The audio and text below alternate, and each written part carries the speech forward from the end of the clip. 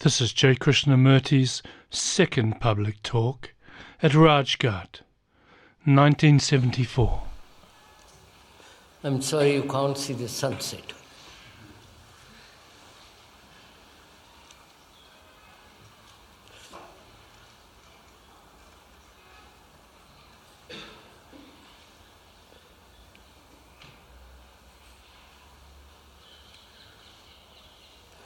I think we said that we would talk over this evening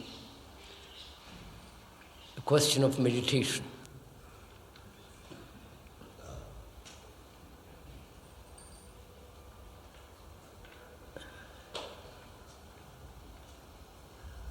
The meaning of that word, dictionary meaning, means to ponder over, to consider, to think over something. And also it means to measure. The root meaning of that word, to measure.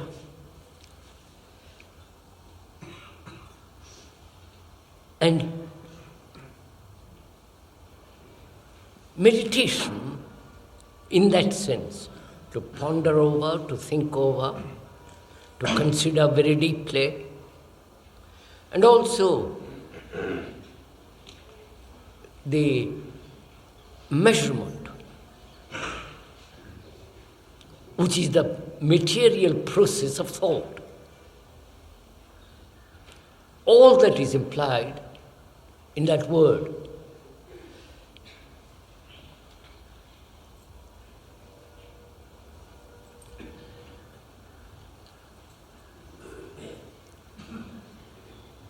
I wish, if one may say so, that you had never heard that word,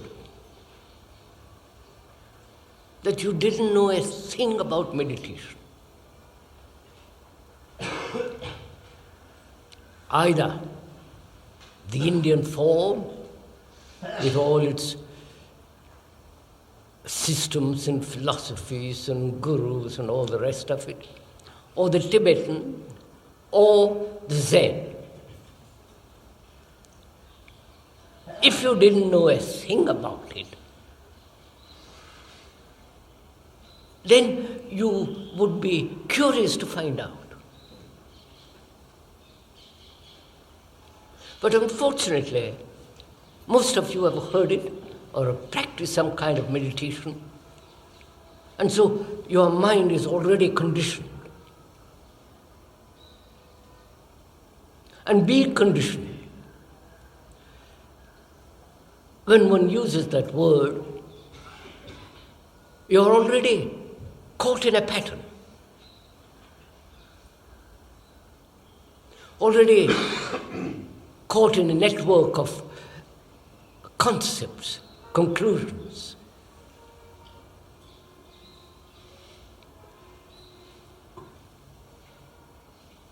So if one could start anew, if you can, as though you didn't know a thing about it. Like a boy or a girl who doesn't know mathematics. Then we can go into it together.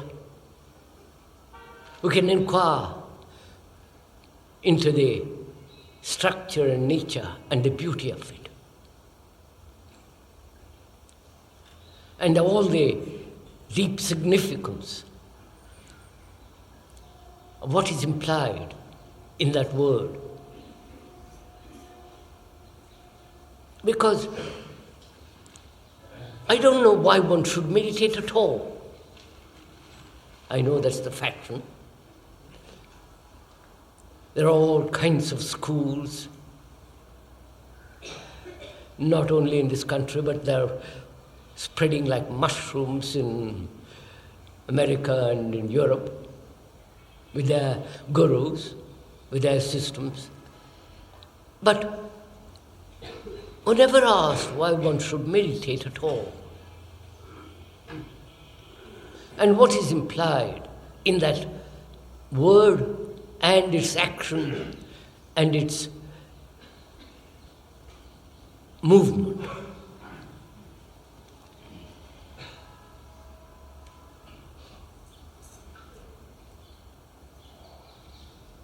Politically, there is only one problem.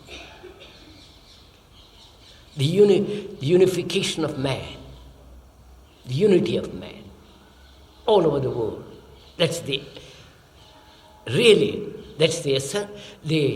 deep problem of a politician, if he is at all worth his salt. And the religious mind, not the orthodox religious mind, which is no mind at all, which merely repeats endlessly, mechanically, what it has learned from books or through propaganda, and so on. We are using the word religion in its original sense, that is, gathering together all your energy to give total attention to action.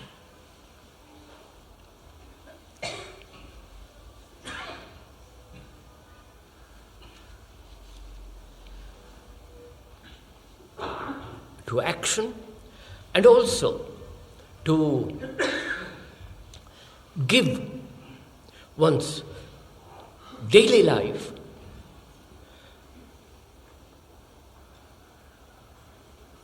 to an order that is irrevocable.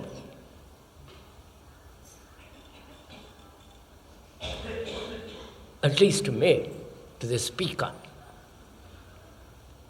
That is the meaning of religion. And much more involved in it. That is, gathering together all our energies, all our attention, an inward state of deep order, so that that order is morality. And which doesn't vary according to circumstances. And so in that order, which is not a pattern to be followed, I'm going to go into that, there is the infinite subtlety of the movement of stability. It is rather, I put a lot into it, sorry.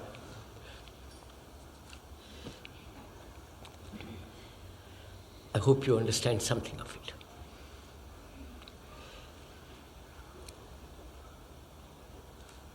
We see, we live a disordered life, a contradictory life, a life of fragmentation. Each fragment, if one has observed oneself, is in opposition to the other.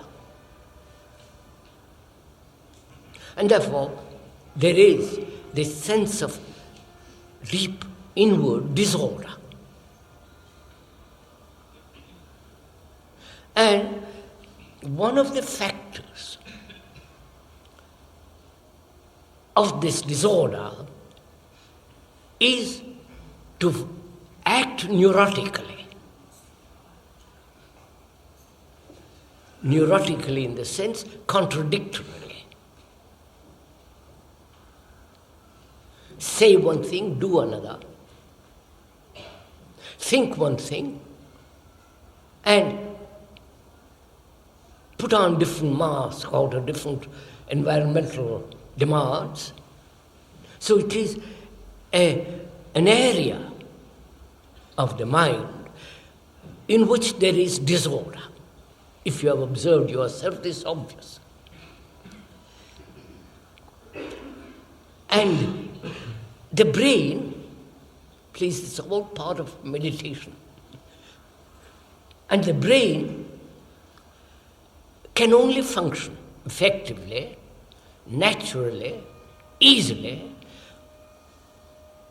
when it has order.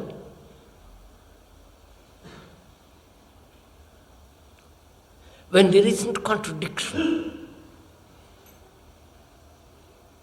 When it is completely stable. When it is not driven by various influences or various desires. You're following all this? Please, as I said yesterday, we are sharing this together. To share, you must be also interested. Otherwise, you can't share anything. And if one may suggest, use the words of the speaker as a mirror in which you are observing yourself.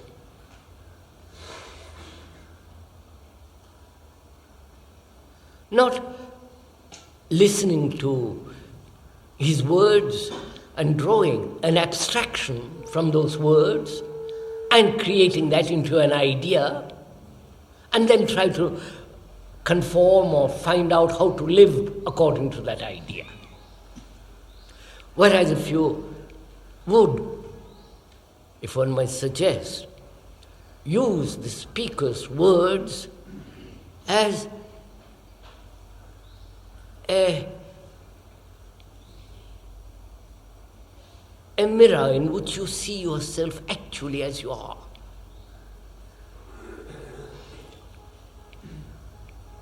So that there is no authority.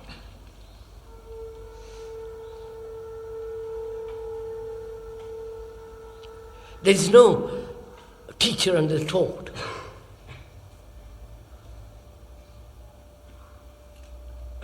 And I think this is rather important if one can go into it.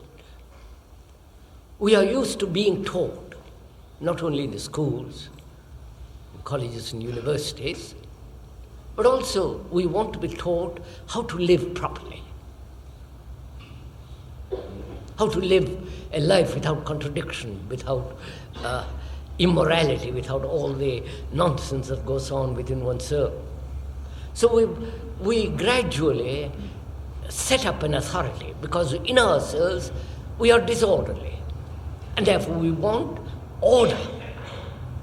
And the order, we think, is to follow somebody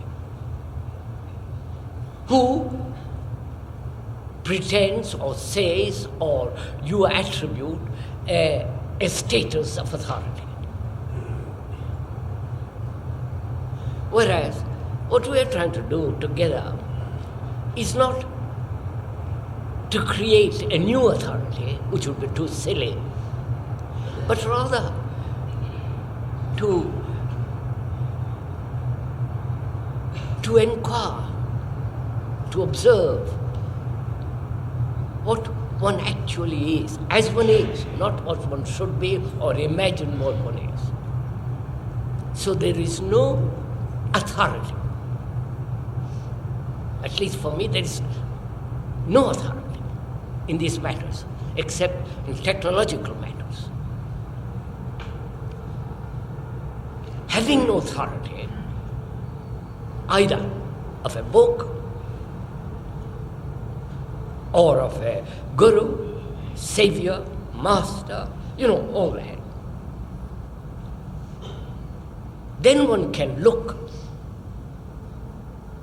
at this disorder. When a country is in disorder, then out of this disorder comes a dictator. Whether a form of political tyranny or a democratic tyranny. But when one observes disorder in oneself produces or brings about an authority who we hope will put order, give us order. This is happening all the time. So please bear in mind, right through all the talks or whatever you do, that in these matters, in the matters of the mind, the spirit, in the matters of truth, there is no authority, ancient or modern. Because the one who follows destroys truth, and the one who says, I will show you the path, destroys truth. So, as we live in disorder,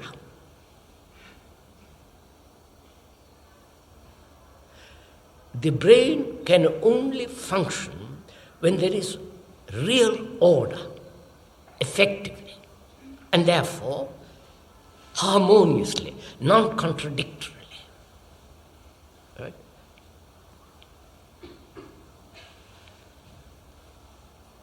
And this order is not a blueprint to be sketched out and then conform to it, but rather the understanding of the disorder, being aware of the disorder in one lives, in our relationships, personal, or our relationship to society, to our neighbor, and so on and so on.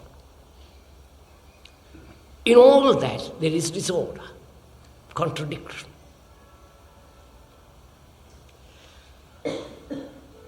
And part of meditation, only a small part of it, is to bring about this order, which is virtue.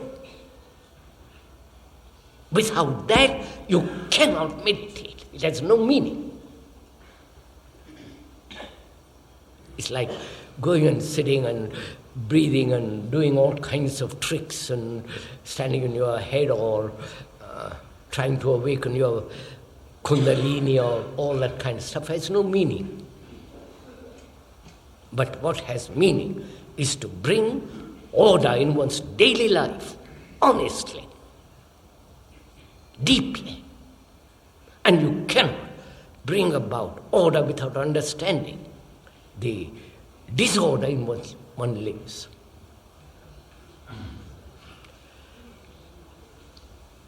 And, as we said, meditation means measure.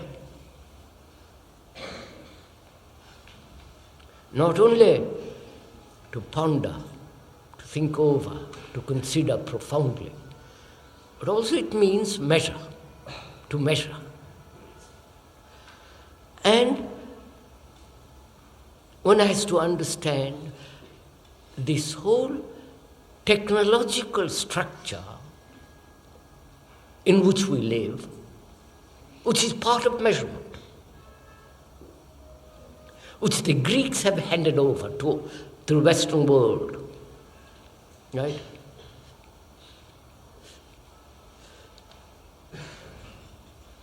May I go on with it? I am not a professor. I don't read books, thank God. I read occasional detective stories and weekly magazines to keep up with the world. But I don't read the Gita. I've never read the Gita or the Upanishads or philosophies, because somehow I'm bored by it. Is that all right, my saying so? You won't throw bricks at me?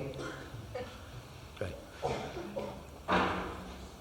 And I've noticed, I've observed, because I've seen a great many people, so-called intellectuals and so on, so on, so on. It has been observed that the whole of Western world is based on this technological principle of measurement. Because without measurement, you can't have technique.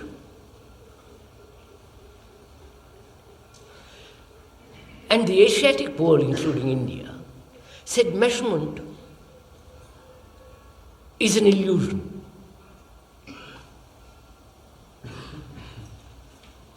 And to find the immeasurable, you can't use measure. But they use measure as thought to find the immeasurable. You follow? You understand this? So they're both the same. Though one says measurement is necessary, the other says measurement is an illusion. And therefore, to find the immeasurable, measurement must come to an end. And to bring about an end to measurement, control thought. You understand this?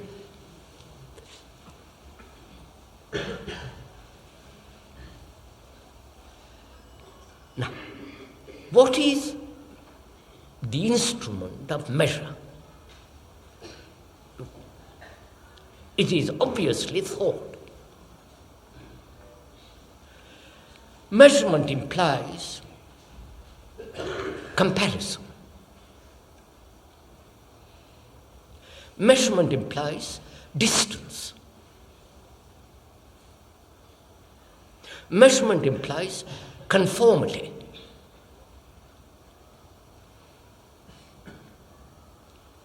I conform to the pattern. The pattern being either I have created it, or society has created it, or propaganda has created it. So, measurement is the movement of thought. Please listen. I'm just exploring.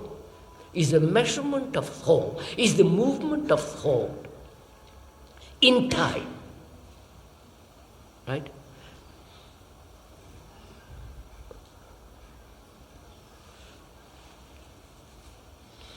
All this sounds too elaborate, does it?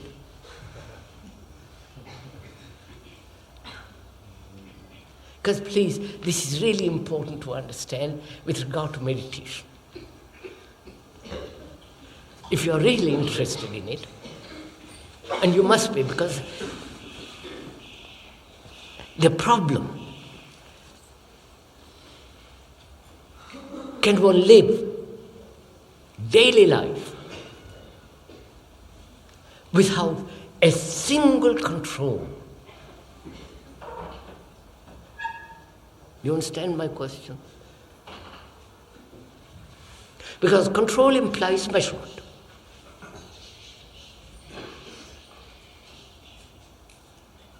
Control implies domination.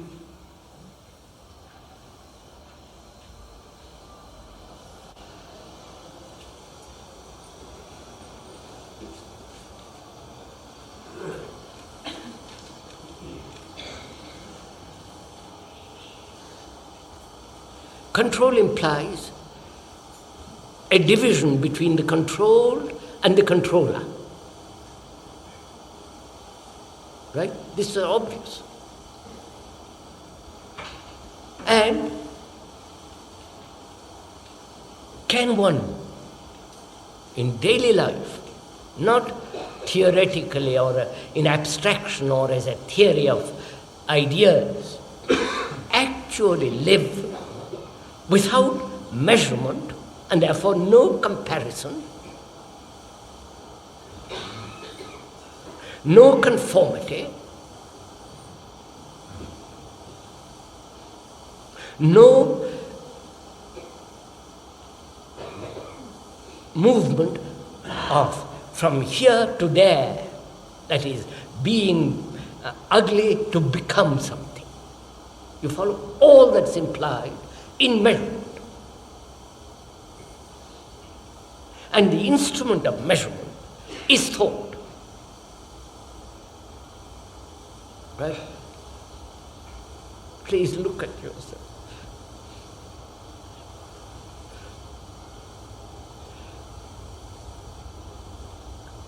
Thought is, as we said, is the response of memory,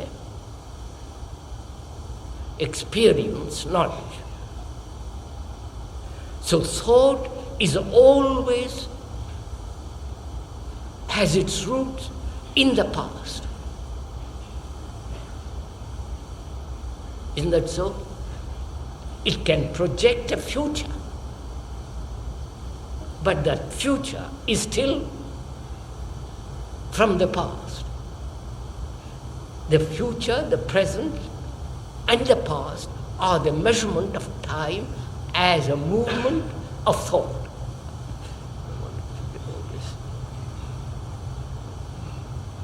Is this all Greek to you? Or Chinese, or what is it, Tamil? No, Hindi.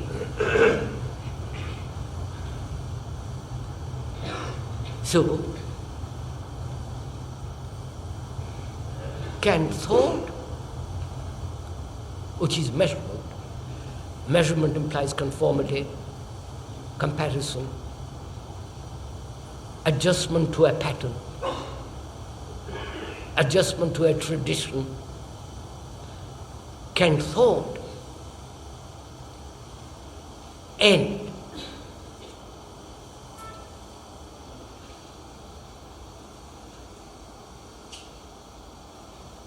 I do not know if you ever tried to control thought.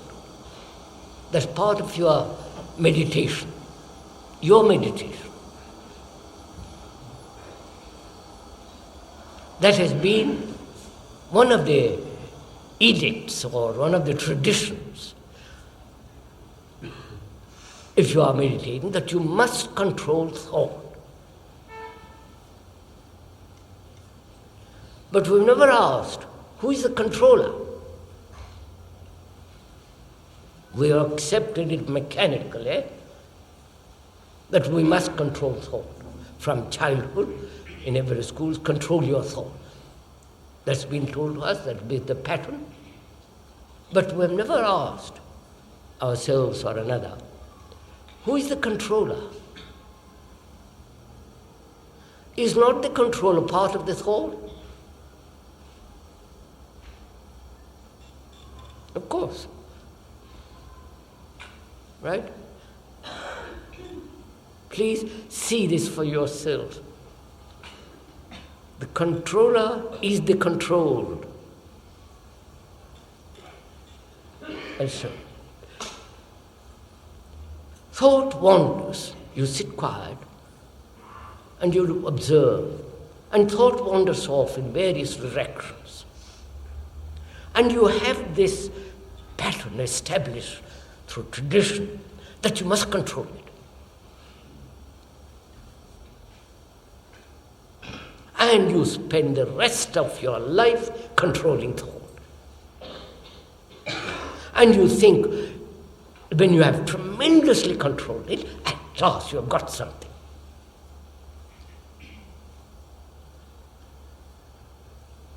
And one questions this whole control, not only of thought, of desire,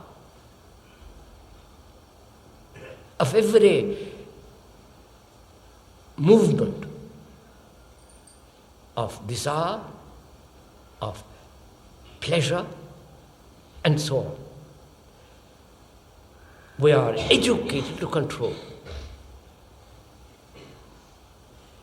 And I question this whole principle.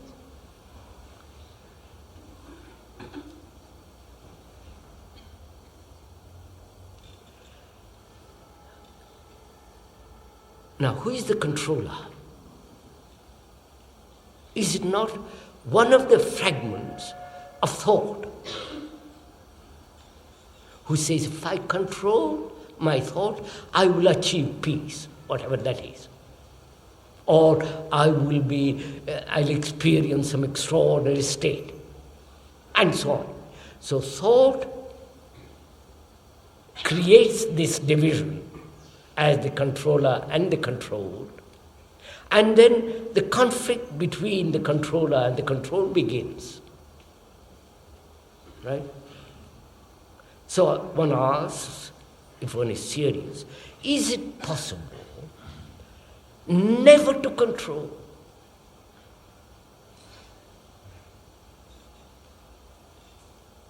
And this requires tremendous, not just childish sense of, oh, I have no control if I can do what I like.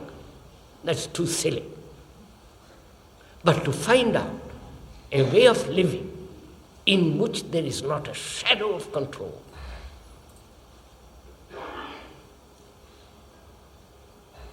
I say to you, please listen, not copy.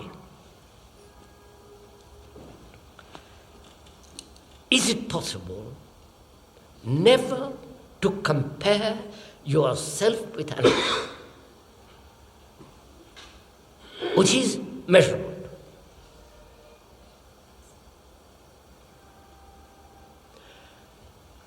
Compare not only physiologically, but much more psychologically. We're talking psychological inward comparison. That the comparison is, you know, I don't know.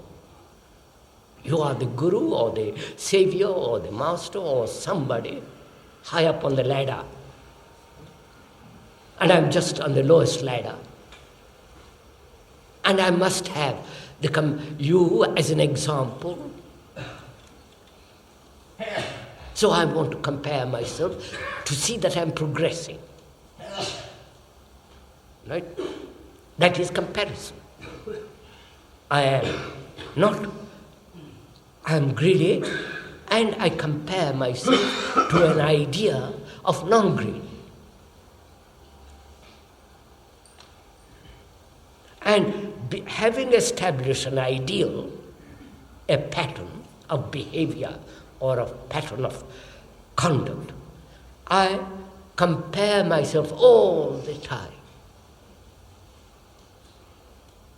And that's called growth, progress, evolution, and all the rest of it. That word progress is rather interesting. I was told the other day, the word originally meant to enter the enemy's country fully armed. You understand me? You don't smile at it, do you? So, can one live that way? Not only intellectually, but in relationship. Because life is relationship.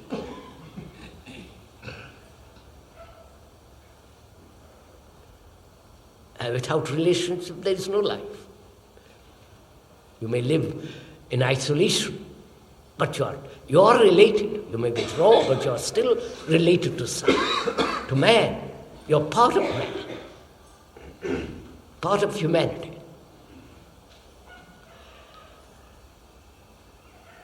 Can one, in daily life, in all kinds of relationship, live a life in which there is no comparison?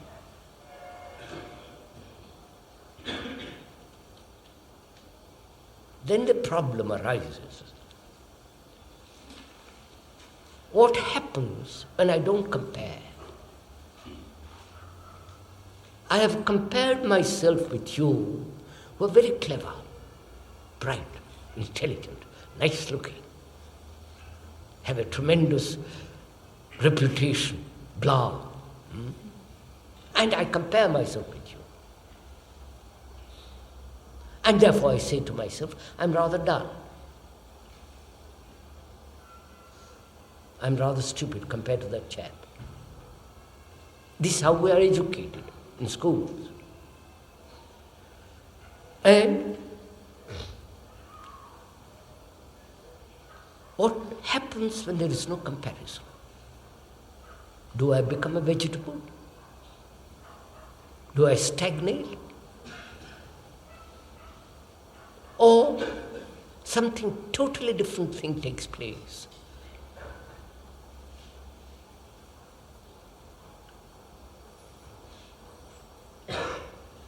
You try it now, please, as I'm talking. Try this. You are used to compare. That's a part of your tradition. West or East. Which is measurement. Which is thought. And as you are listening now, try to find out what happens if you don't compare.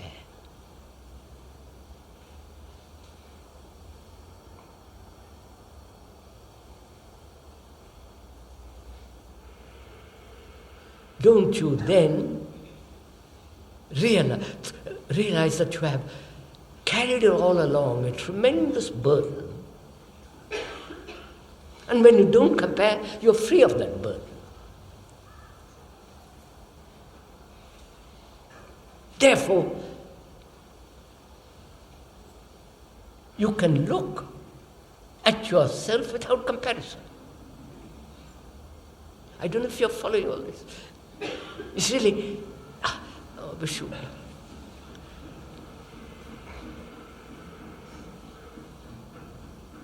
So what you are, not what you should be or what you have been or what you will become, but actually what you are.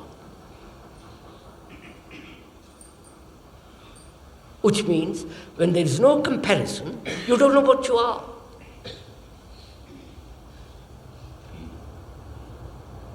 You understand?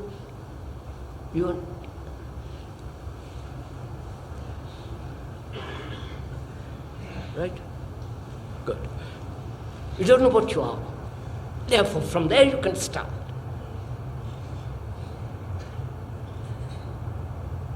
I don't know what I am, but I'm going to find out.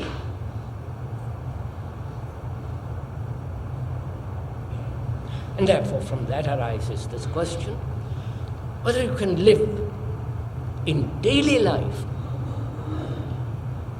please listen, daily life, without any control, without any comparison.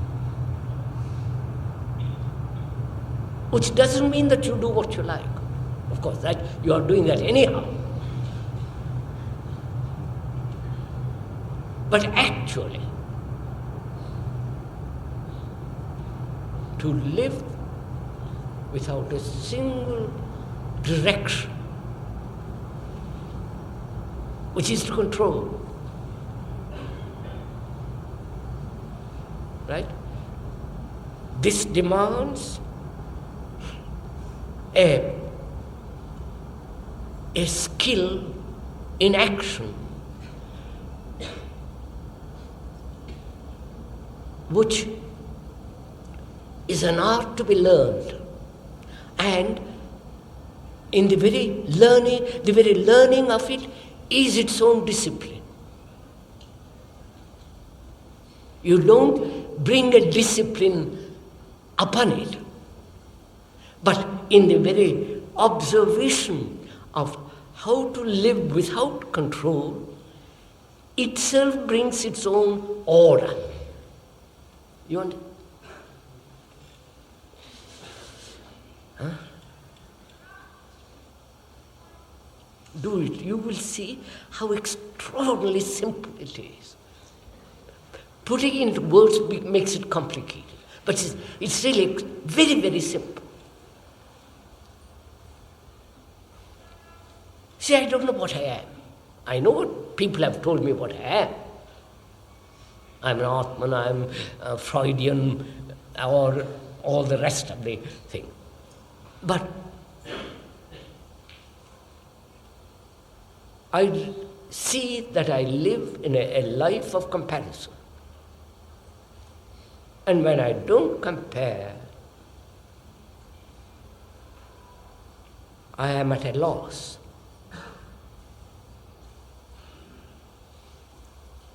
For the first time in my life, I am altogether lost. Right?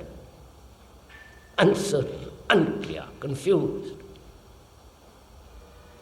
And I must be lost. Otherwise I can't fight. I don't joke. So that's one point. That is, thought is material process in time as measurement.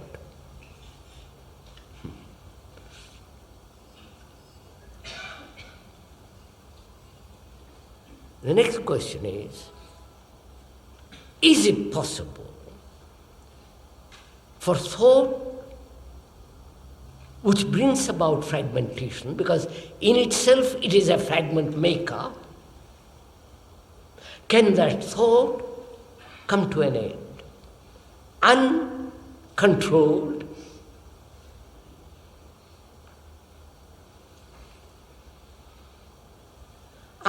not driven to make itself come to an end. That's what you're all doing in meditation. And so you live in perpetual conflict.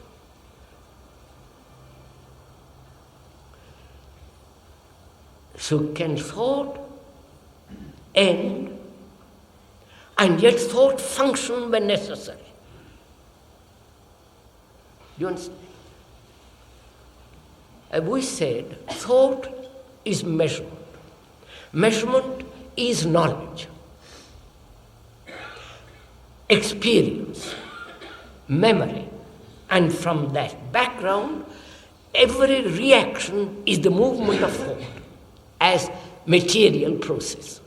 Right? It is very clear. Thought must function in the technological world as knowledge, in the scientific world, where the accumulation of knowledge for the last 200 or 300 years or 500 years. And you can't just say, well, that's not worth it. It's part of our life. Knowledge, not only technologically, you must have knowledge to speak a language, to find out where your house is. So, knowledge is absolutely essential. It's obvious. And we use that knowledge to try to bring about psychological change in ourselves.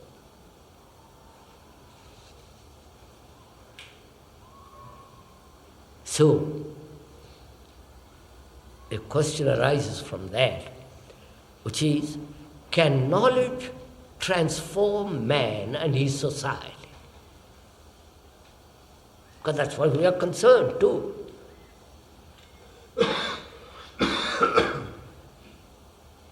And we see knowledge has never transformed man psychologically.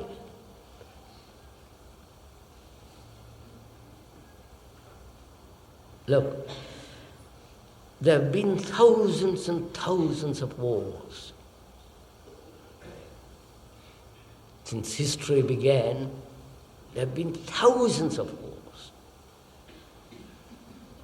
And have we learned anything from it? We have learned how to kill more.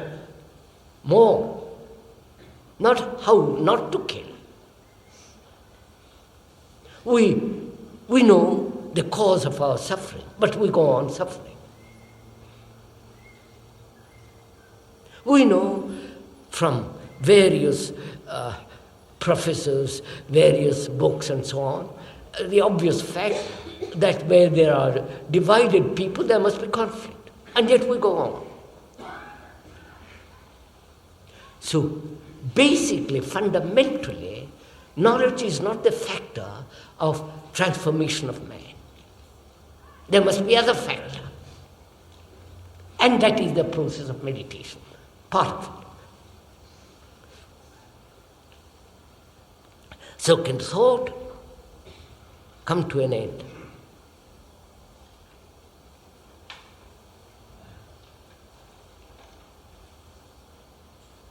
You know, that's what all the people who have gone into the question of meditation have tried to stop it, control it, subjugate it, force it.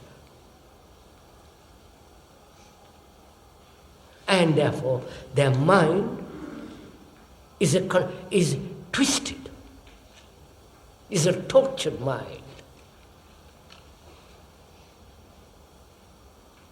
This is obvious, isn't it? And a tortured mind, a distorted mind, a neurotic mind, an imbalanced mind, a mind that's not harmed, how can that find truth?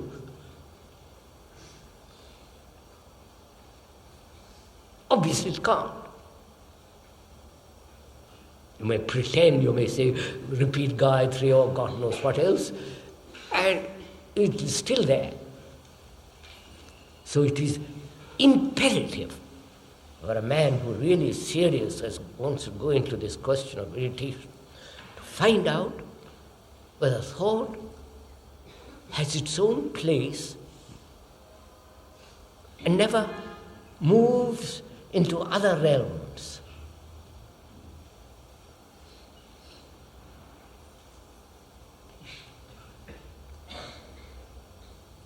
That is only possible when the controller realizes that which he tries to control is the same. The controller is the controlled.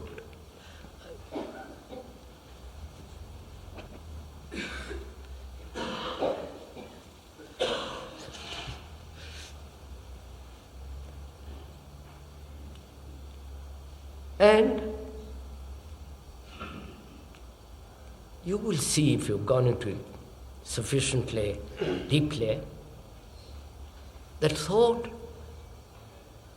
cannot possibly understand what truth is.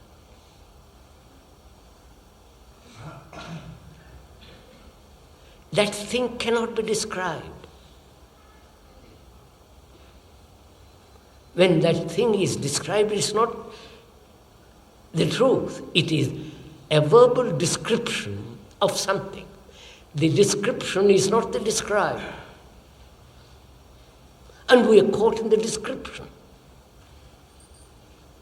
And we say, well, I heard you the other day, very good talk, you are talking pure Vedanta or some other thing. You follow?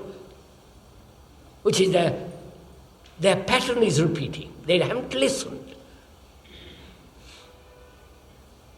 And they just continue in their old ways because that's the easiest way to live. So,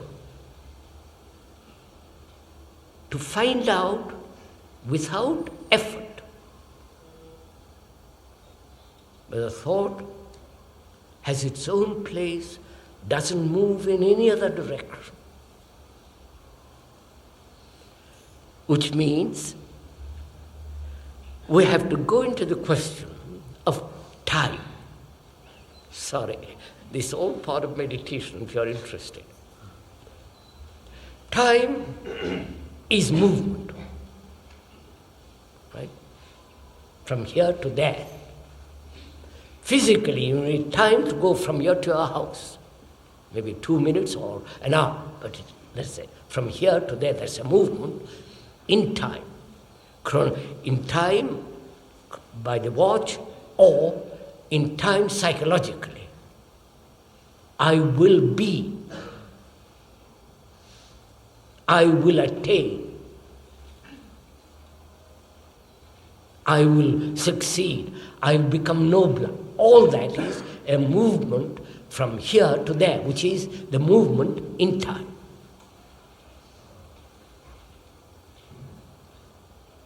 That means direction, right?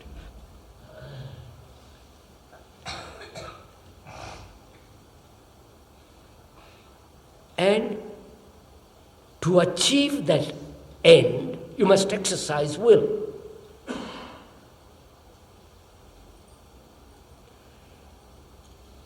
And the exercise of will to achieve is the movement of thought or desire in time. Right? So can the mind be free of this movement from here to there, psychologically, inwardly? And it can find out only when you see the fact that this movement from here to there psychologically is the illusion of thought which has projected an idea and wants to conform to that idea, which is measurement. Right? To have an insight into it. And therefore no movement from here to there, but only what is.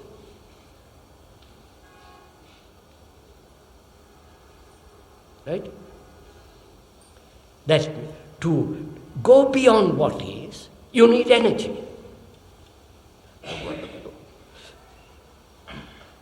May I go on? If you're not too tired. You need energy. I'll go on and you come with me as much as you can. You need energy. But that energy now is dissipated in conflict, in imitation, in conformity, in the movement of trying to overcome it, in the movement of escape from what you are.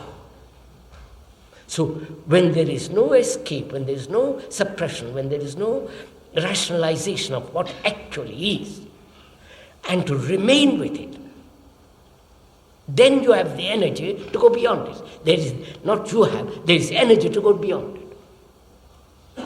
Therefore there is a transformation of what is without effort. I want to see it. This is really very important to understand, because we make effort. All our life from childhood till we die, we are making tremendous struggles, effort. And where there is effort, there is violence.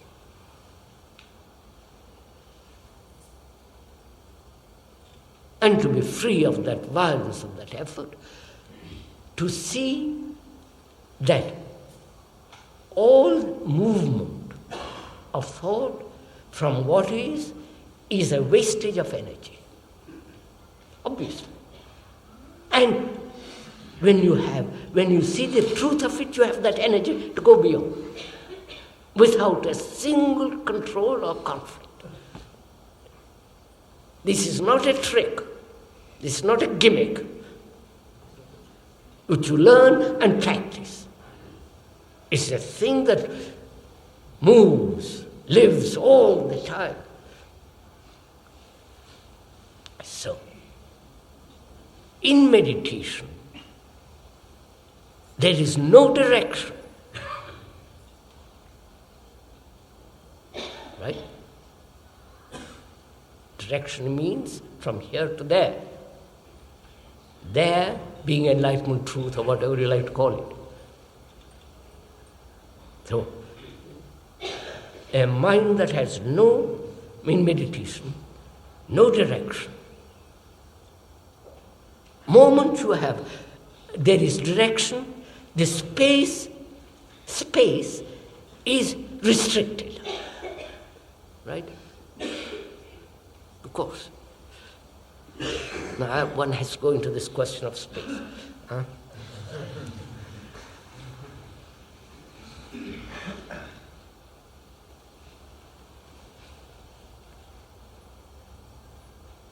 I don't know if you ever realized, when you are looking at your own mind, how little space there is.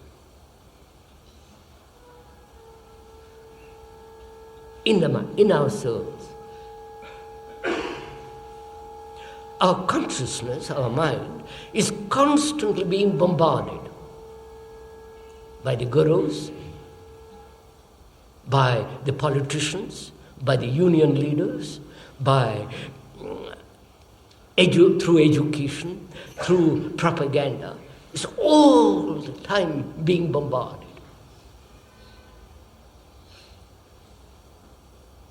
And one has very little space. And having little space, one sets a direction to have space, which you call freedom, enlightenment.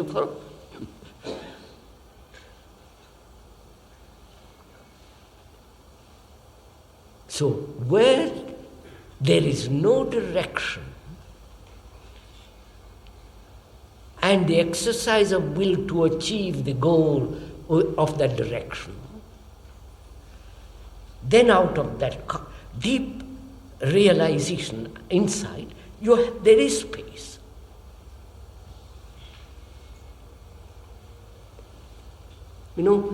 Space is necessary. When you are living on a flat with 2,000 people, these high buildings, you are living in a drawer with all the noise, you follow, all around you. And inevitably, because there is no space, you become violent.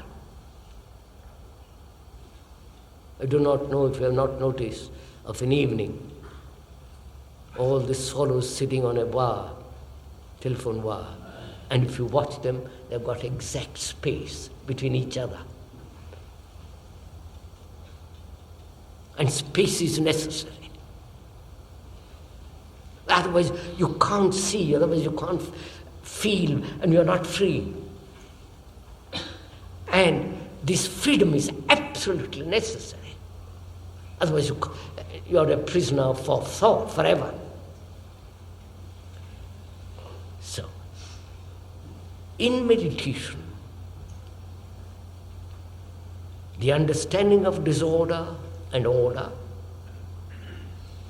and therefore order which is not blueprint, but a living thing, because you understand the depth and the structure of disorder and what it lives, and in the very observation of it, not in denying it or resisting it, but just observing it, comes mathematical order. And then the brain can function beautifully, because there is no resistance, there is no contradiction. Then that order means not only virtue, morality, but also in relationship between man and woman, in all relationship, order.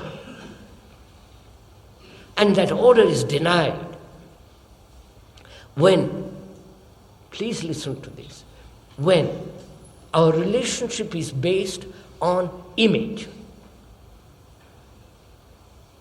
When you have an image about your wife or the woman or the girl or the boy, about the other, the relationship is between these two images. The images are the ideas, conclusions, the picture. And therefore there is no relationship at all. Please see this. And hence conflict. So, order in relationship. And where there is order, there is harmony. And therefore there is compassion. Please, without compassion you can sit for 10,000 years breathing rightly, doing all kinds of peculiar tricks. You will never come to that thing which you call truth. And no control whatever.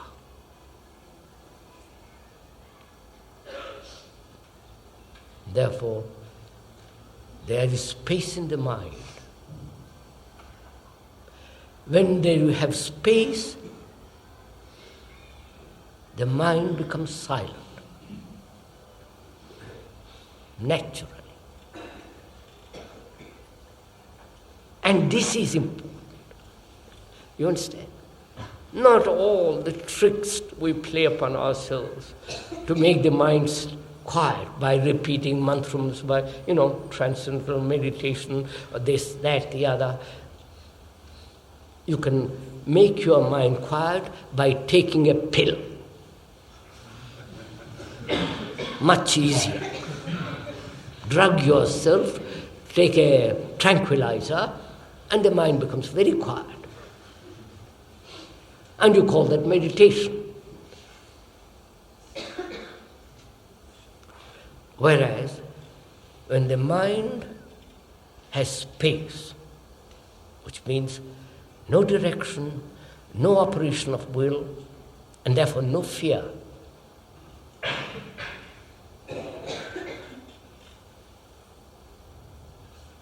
then in that space there is silence.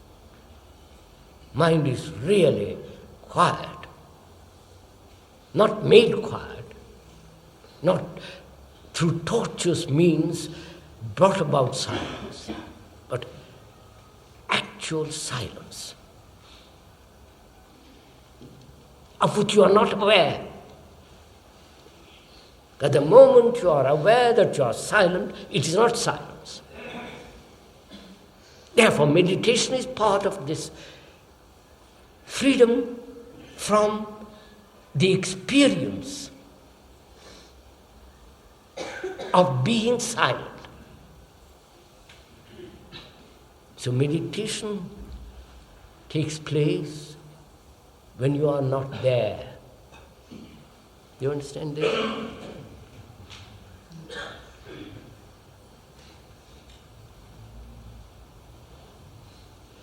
And we try through various means to wipe ourselves away, to destroy the me, which is to identify myself with the nation, which is another form of destroying myself, or identifying myself with an ideal, or identify myself with a cause. You follow? We pay all these tricks in order to get rid of myself. There are no tricks. The ending of the me is to look at myself without the observer who is condemning, judging, evaluating, all the rest, just to look at myself.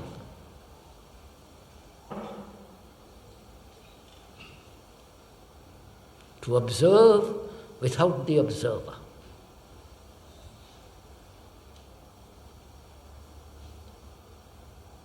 That's one of the difficult things to do, because when you see the river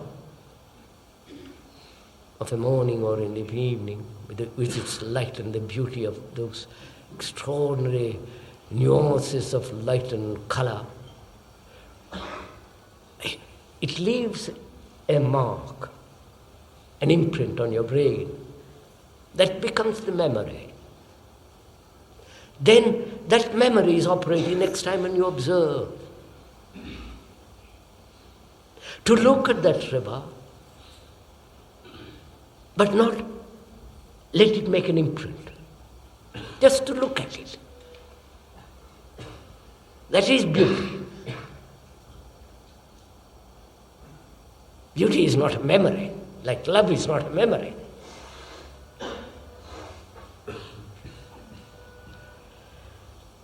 So, this space in which silence exists is necessary, because it's only in silence in which there is no me as the experiencer. a totally different energy or activity, a movement takes place, which is not time.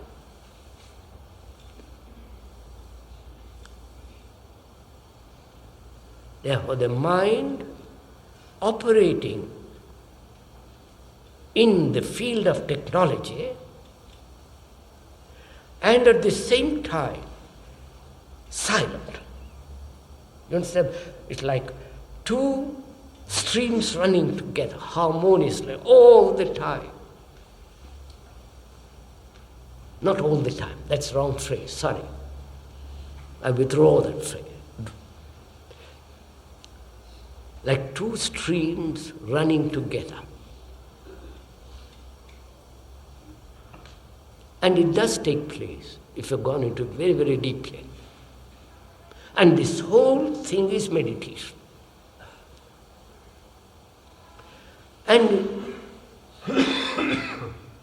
the question further is there a reality which the mind has not created?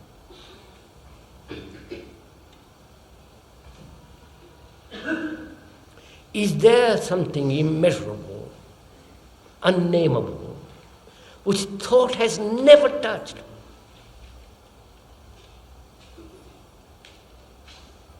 But thought says, I like to find it. Because in that there is absolute security. In that there is absolute safety. Psychologically.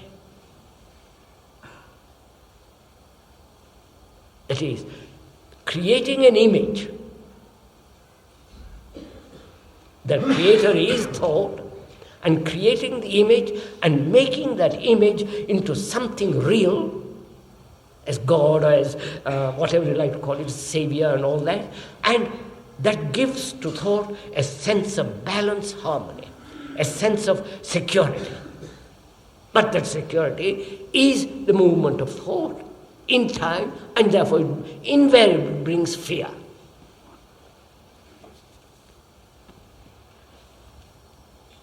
Now, is there something which thought has never touched?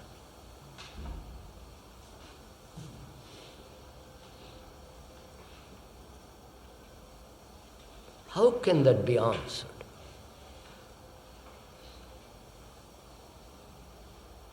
Because truth is not an experience. It is not something that you have remembered, recognized, call it experience, or saying, I have found it.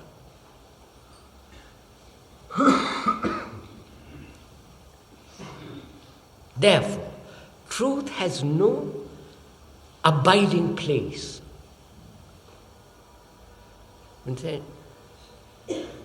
It's not something static to which many paths can come. That's one of our tricks, that we have so many paths. You take your path, I take my path, we'll eventually meet there. There is a fixed point. A living thing is not a fixed point. You are not a fixed point. You are a fixed point only when you have an image about yourself. Right? So, is there something like that? Something which is totally out of time, which cannot possibly be experienced, which thought cannot contaminate. Man has put this question. And perhaps some have come upon that and are silent about it. But the description is not the described. and the one who described doesn't know. Because he's caught in the description, not in reality. So that, out of that silence, there is nothing to be told. One can never say, I know, I have reached, I have found. Therefore, life is a movement not only in time, but also out of time.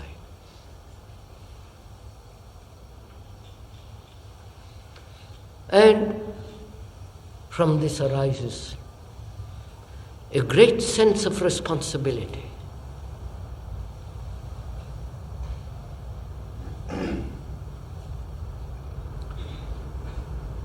Then you are not answerable to anybody. You understand? To no government, to no guru, to no authority. But you are responsible, which means answerable. And you can only answer when there is compassion.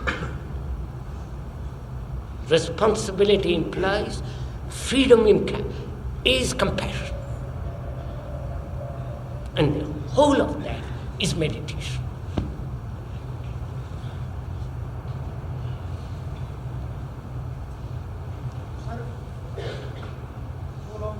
Just a minute, sir.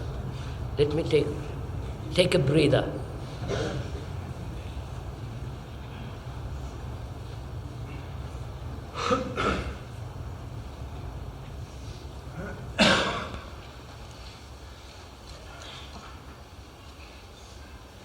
Now, before you ask questions, if I may point out, why are you asking the question? And who is to answer it? Are you sharing the question with the others, including myself, or your question wants to be answered for yourself?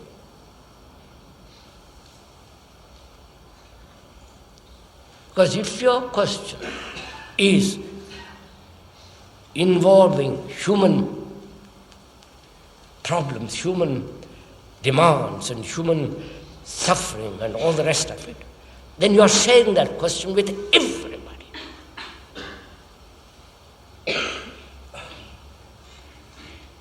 And in the sharing that question with everybody, you are sharing the answer with everybody. Therefore, it is not your question and my answering, but together we are sharing the question and the answer. Right, sir? As meditators exist in time, can there be a real meditation? Can there be real meditation when there is no Meditator exists in time. Can there be a real meditation? meditation without time? Can it be real meditation? That's right, sir? Meditator exists in time. So long as the meditator exists in time, can there be a meditation at all? So long as the meditator exists in time, can there be meditation at all?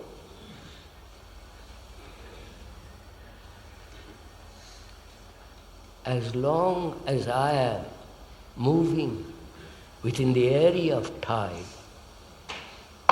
time being moving from here to there, achieving this, that and the other, as long as my mind is living there, is there meditation at all?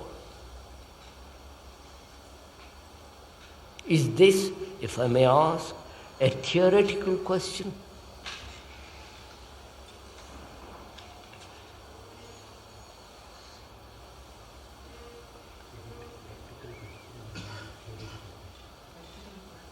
Practical question of psychology. Psychological question.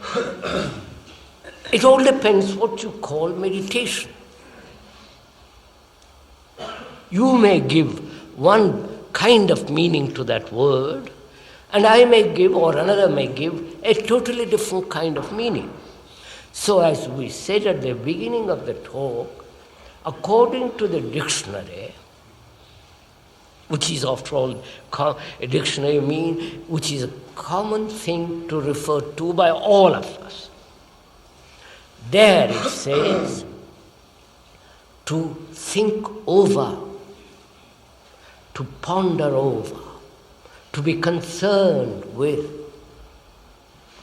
And also, meditation implies measurement. Now, one has talked about that, not a meditation which is not that. When this is not, perhaps that is. But with this hanging round my neck, as it were, try to reach the other, there is no meaning.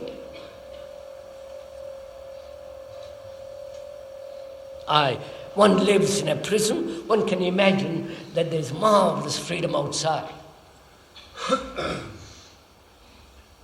There is freedom outside, but you are living in the prison. Therefore, you are not free. So, to actually be free of that prison, there is no question of freedom. There is freedom. So our concern is not whether meditation doesn't exist as long as I live, as there is a movement in thought. To me has no meaning, if you will forgive me my pointing out. What has meaning is one is caught in the trap of civilization, in the trap of tradition, in the trap of all that we have talked about this evening. The mind is held in a vice. And to observe this without the observer, we went on this. And that's part of meditation. And I went further, and we pointed out, there is a meditation of which you can never be conscious.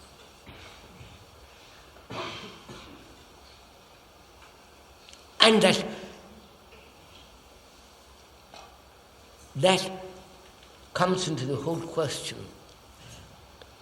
One has to investigate the whole problem of sleep. I have no time to go into that. Because we were discussing with some scientists and brain specialists the other day. And can there be a state of mind when there are no dreams at all? And what is that state?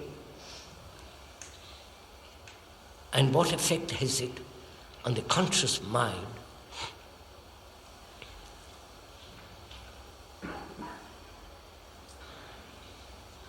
And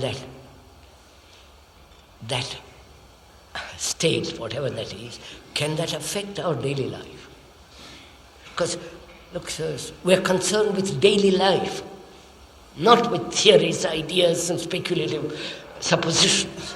We have to transform our daily life, which is so monstrous, because our daily life has created this ugly society. And without changing that society or transforming ourselves, which is society. We are the society. And without deeply transforming my conditioning, it has no meaning talking about anything else. Begin there and go through, find out.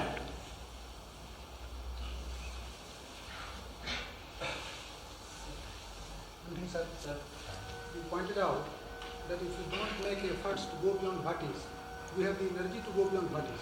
What? You pointed out, sir, that if we don't make efforts to go beyond what is, we have the energy to go beyond what is.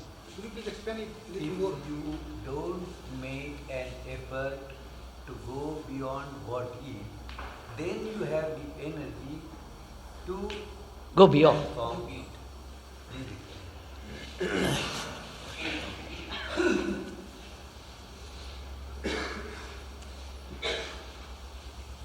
First, sir,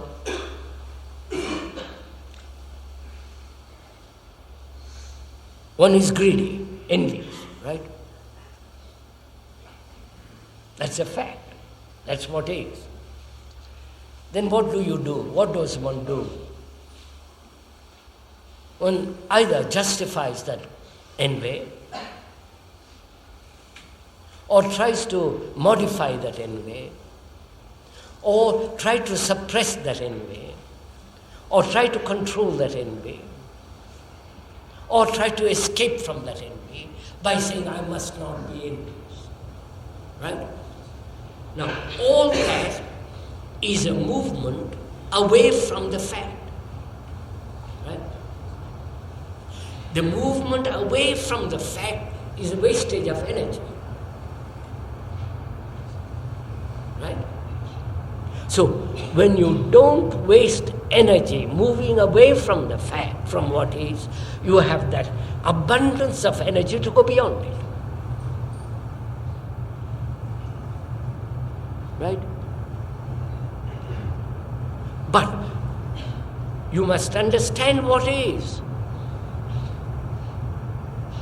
Which is, looks up, I'll show you. One is envious. We all know what that means. We don't have to think a great deal about it. Envious. How do you know each time that you are envious? How do you know it is envy? You understand my question? I was envious yesterday. And that same reaction arises. And I recognize it. Right? I recognize it because I've had it yesterday. So, the yesterday's memory recognizes it and makes it into the old. You understand? So, can you look at that envy without the recollection of the previous envy? Which means not to name it as envious. You understand? You understand, sir? Look, try it, sir. It's no good. I'm envious, and I realize the stupidity of escaping from it. I realize it doesn't. And how do I know that it is envy? Because I've experienced it yesterday. So, yesterday's memory entraps it and makes it old. Now, can that reaction be looked at without the memory of yesterday? All that requires tremendous attention, you of course. The escape, the rationalization, the suppression, the overcoming. And when that is realized, when that is seen as unnecessary, it's stupid, running off to temple or taking drugs doesn't solve my problem. So, to remain with it, and I can only remain with it not in terms of time as memory, but to see that, to be aware of that reaction without any choice. Just to look. And then you will see that it's finished. You will never have it again. Please, I'm not promising you anything.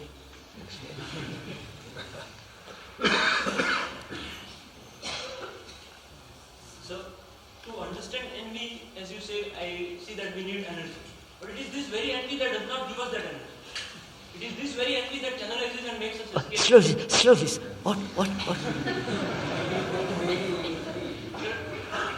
I see the fact that to understand envy, one has to have energy. Yeah. One has to have intense energy so that one may not escape. But it is this very envy that makes one escape. That makes... No, sir. No. So will you please talk on this? I'm going to, I'll show it to you, sir. So one more question relating it. Huh? One more question relating it. Go ahead, sir. If thought is the most important factor. What? If thought is the most important factor. If thought is the most important factor, I wish you would speak English. Then should it be channelized in the right way? What? then should it not be channelized in the right way?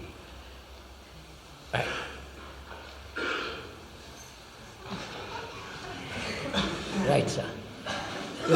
Your question. After this, we'll stop because I must stop.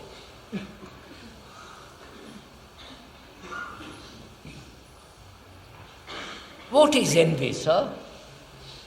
Isn't that a factor of energy?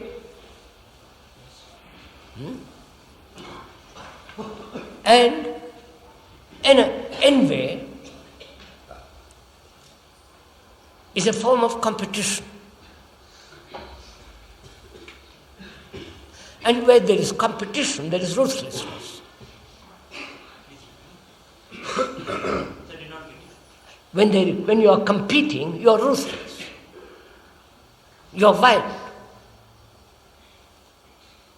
And on that ruthlessness, in the name of God, in the name of peace, in the name of whatever it is, you are living. Right? That's your life. All that is energy. Right?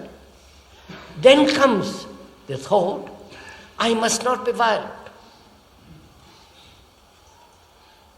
Or you justify violence. Right? Or you say, how am I not to live without envy? No. All those are factors of distraction of energy. Right? You have dissipated the energy which you need to understand envy and go beyond it.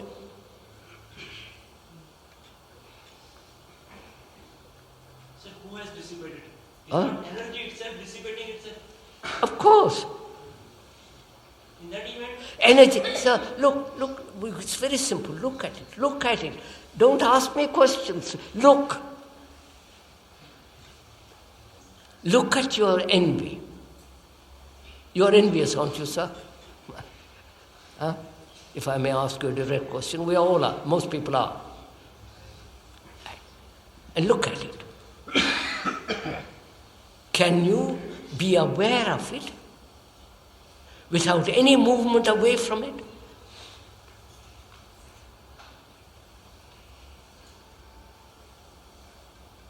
So the contradiction that generally comes to me, sometimes I feel I can... That's not the point now. I'm showing to you, sir, be aware of it and see how the mind says. The mind moves in traditional channels because it's safer there. Therefore it says, I must suppress it, right? Or I must justify it. All that is going on. And that is a wastage of energy, obviously. So when you don't waste that energy, the problem is no longer there. It is the inattention, which is a wastage of energy, that brings about the reaction of envy. My golly. Got it? Good. The other question is, last one please, was measurement of thought. What was your question, sir? Would you mind repeating? So important. Thought is the most important factor. Then should it not be channelized in the right direction? Ah, yes. And if it is channelized, then again the control comes. Yes, oh, lovely.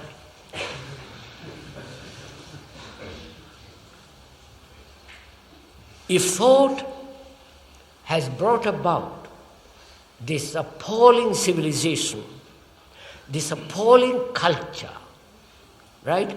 This madness, this mess in the world, should not thought be canalized in the right direction, right?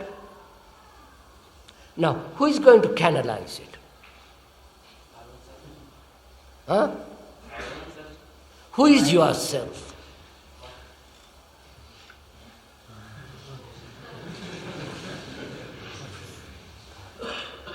Yourself is the structure of thought.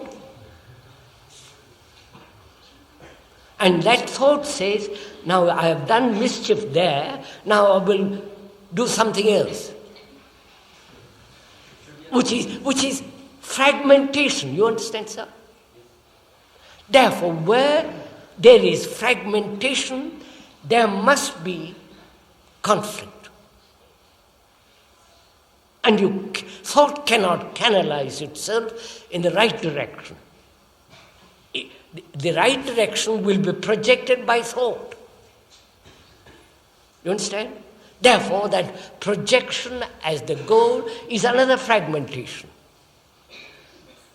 So we live in fragmentation. And therefore live perpetually in struggle and conflict. So we are saying, thought which has brought about this crazy civilization, this society which is so utterly immoral, thought cannot solve it. Only there must be a totally different kind of energy which comes with all this meditation and so on, so on, so on. Right.